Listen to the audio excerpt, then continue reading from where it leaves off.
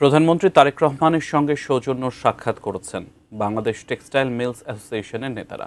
সাক্ষাতে দেশের বস্ত্রশিল্পের বর্তমান পরিস্থিতি, রপ্তানি সম্ভাবনা এবং এ খাতের বিভিন্ন সমস্যা নিয়ে আলোচনা করেছেন তারা। সকালে সচিবালয়ে প্রধানমন্ত্রীর কার্যালয়ে এই সাক্ষাৎ অনুষ্ঠিত হয়। বৈঠকে টেক্সটাইল মিলস অ্যাসোসিয়েশনের নেতারা দেশের অর্থনীতিতে বস্ত্রশিল্পের অবদানের কথা তুলে ধরে এ খাতের টেকসই উন্নয়নে সরকারের সহযোগিতা চান।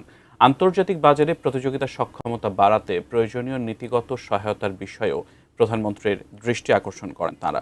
বস্ত্র খাতের উন্নয়নে সহযোগিতার আশ্বাস দেন প্রধানমন্ত্রী তারেক রহমান। বস্ত্রশিল্পের বিদ্যমান সমস্যা পর্যালোচনা ও সমাধানে উচ্চ পর্যায়ের একটি কমিটি গঠন করে দেন প্রধানমন্ত্রী।